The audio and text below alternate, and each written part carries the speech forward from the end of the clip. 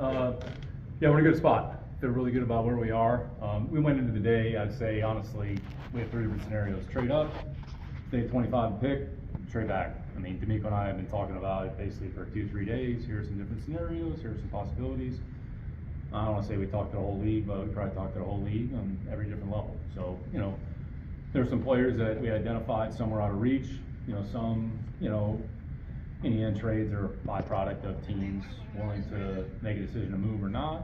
So, we fell at 25. That was the best thing for us. Puts us in a pretty good spot. 2 2s, 3 3s, picked up another 3 next year. We'll deal with tomorrow. We think we're going to get some pretty good football players tomorrow. We felt like the value of the draft was basically in the middle. So we'll try to take advantage of our opportunities here tomorrow.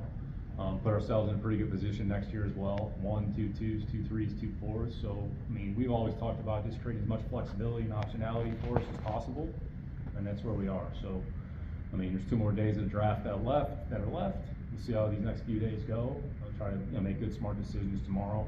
Trust our process, trust our evaluations, and then once we get through the draft, kind of flip the page and kind of go to the next phase. So we're going to get good football players. D'Amico and I feel really good about tomorrow. Kind of see what happens. Nick, with the way the offensive line then started going off the board, was that something you pretty much expected, kind of with the way maybe the consensus on the grades, a lot of offensive linemen? Yeah, I don't think there was really a consensus on a lot of grades. Honest to God, if you look at some of these mocks, like where some of the guys are mocked and where they went, it wasn't even close. So, which again, like players come off the board when they come off the board. So, that's all we can do is go through our information, try to figure out like where we think the best spot for us to take that player. So, again, we made multiple calls. I would say picking a lot higher than where we were. So, teams aren't interested. They're not interested. Nothing we can do about it. What ended up, at what point did it become a reality that you all would trade back and what was the thought process behind it? Yeah, probably like way before we probably were picking. So, we were kind of looking, let's say, upper teams there a little bit. There were some opportunities.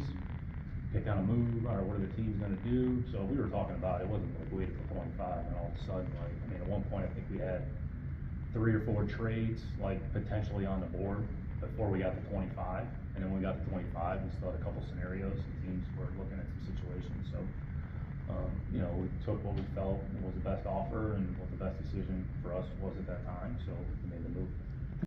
We have some optionality. We have the ability, honestly, to kind of move up or down a little bit. So there's still a number of good players up there that we really like. We're not going to get everybody, but there's probably going to be some players that we come out with that we feel good about and that we feel are going to be an asset to our program. Nick, you've had a lot of success since you've been here in finding starters outside of the first round. Is that something that's in your head when you're thinking of getting out of the first round to go not that much lower, really? Yeah, we don't necessarily view it that way, Christy. I think it's more of look at the players, where do we have the player kind of graded, or where we have to position ourselves, and it's a collaborative effort. The coaches have input, scouts have input, so this is a lot of put the work in. They put the work in starting in August to get to this point, so we value all the information, we try to process it, we try to aggregate it, and just try to create as best a profile as we can on the player. And we're not, while we're drafting a starter, we're drafting a backup here as we think it is. We put a grade on the player. Our values are relative to what we think the role is going to be. We're not a round-based team. We haven't drafted that way. That's not how we evaluate and grade the players. So we assign a grade relative to what we think the role is going to be. There's no numerical value associated with that. And then based off that, then we try to put them in the spot, pick the players where we feel is appropriate relative to their value. And in the end, whenever we pick them, it's just about getting them in the building. Once they're here, it doesn't really matter where they were picked. It's about what they do with their opportunities. So, Henry got picked in the 5th round, and he led our team in tackles last year. So, I'm not sure anybody had that in their bingo card when we drafted Henry. We thought Henry was going to be a good, solid player. How big of a role he had for himself, ultimately, it's going to be how good the player is with what he's asked to do. Take a few more. Agreeing to a trade up more so about not agreeing to the value that you saw for the teams, or was it more so the players coming off the board? Trades are just 2 parties have to agree on what they think their value is, and say for the most part, you're in the ballpark. If something's so egregious, you have to make the determination. Okay, is it worth essentially forfeiting 3 for 1 for who for what? So you have to weigh that calculus. Most teams kind of view the trade value similarly. There's some teams they view it a little bit differently. So we can't control that. So, but here's the terms, here's what we think that position is worth, here's what we think that spot is worth. If you agree, great. If you don't, no problem, keep moving. You said that, you and D'Amico have said that you all don't draft the need to draft the best player available. And when you all started getting close to the time to pick, did you not feel that there was any best players available that would fit this team or would have been day one starters? Yeah, we don't like go into the draft saying this guy's gonna be a day one starter. What's the role? How do we value it? What's the opportunity cost? Pick the player, or if we don't pick the player, here's what we get in return. So we could have very easily picked, but when we looked at the time, we just felt like that value for the trade made a lot of sense from a big picture organizational plan. So that's why we made the decision. Nick, with the offensive lineman going right before you, had you guys already kind of at that point thought, hey, we're going to trade, like you said, just like that you're going to move back probably? I mean, I think we were prepared for either way. So look, we're always prepared to pick at 25. Like we had some parameters in place already before we got to our pick, like I said a little bit earlier. So I'd say that pick didn't really have any bearing or any relevance necessarily. So, you know, when the pick goes in, and then you adjust and react accordingly. What you all did. Couple more.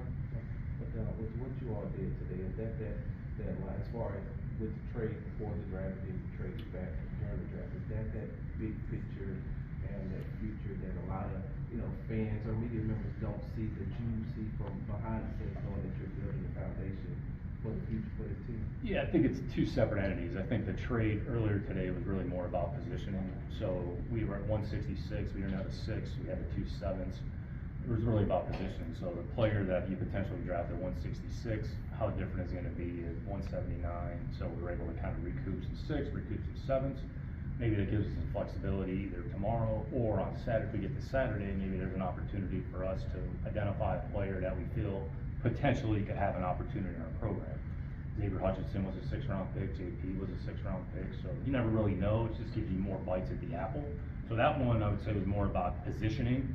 I would say the trades that we did today were more about like creating a little bit more flexibility and optionality and giving us, you know, just an opportunity potentially to kind of move around a little bit more. Like going in, I think we had the 2, we had 58, then we had the 2 thirds, we didn't have a 4th. You know, we moved the 5th out, so you know we were able to kind of recoup a couple extra picks. So you don't really go into the draft and say this is what's going to happen. I think you kind of have to take the information as it comes and just be able to adjust and adapt. And I think that's one of the things that we've always. I mean, I've probably said this 1,000 times. Just the flexibility, be adaptable, ready to adjust, take the information in, and then just make the decision that you think is best for the organization. You said you all were ready to pick at number 75. Was the pick that you all might have picked, is it still on the board? Good question. Actually, one of the players that we were talking about is actually still on the board. Yeah, so it's a good question. So whether or not we actually picked the player, like you see if that actually happened. So, but Some of those assets that you built up as far as like with the trades and the assets that you got from the trades, could that also be used later on to make trade with the team for another player? sure, look, and I've said this, you guys have heard me say this, the draft's a draft. It's not the only team building opportunity. So we get through the draft, there's a heightened sense of awareness and there's a lot of hype and everybody loves the draft. I love the draft. I'm not trying to minimize the draft, but okay, it's just one fixed point. Once you get through the draft, it's April. May, June, July, August, September, through the season, there's opportunities. And then part of it is understanding the league, understanding as many players as possible. And if there's an opportunity for us where you can use a 3rd round pick next year or use it to acquire a player that you feel makes sense. Now there's a financial component as well, you know, the contract has to fit and all those types of things. So we look at everything.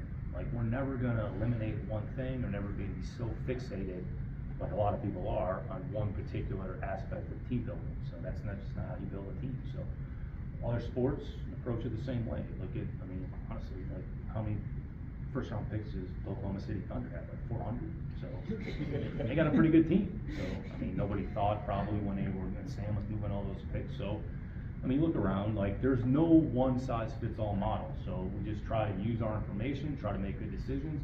D'Amico and I talk continuously, regularly. I mean, he's sick of probably seeing my face. That's okay. That's why he wants me to put this hat on. So, but like we're both excited about where we are. Even though we didn't pick tonight, like he and I have as much energy tonight as we did going into the draft, and we're excited for the opportunity tomorrow, get some rest, kind of recalibrate, see what our options are, and be ready to go tomorrow afternoon. Are these few days your favorite Last days one. of the year? There's a lot of favorite days out there. I enjoy this, so, I mean, honestly, it's just kind of keep moving on to the next thing, whatever it is, so. I enjoy every aspect of my job, you know, so, and that's why, hopefully I'll be in this position for a little bit, unless someone wants to get rid of me, so, but it's out of my hands, so I try to do the best I can with the opportunities I have each day, try to make the most of it, just try to make good decisions on behalf of everybody in the organization. You even enjoy talking to the media. Who said that? You gonna wear the hat? The hat? No, maybe No. tomorrow. Maybe my daughter on Saturday.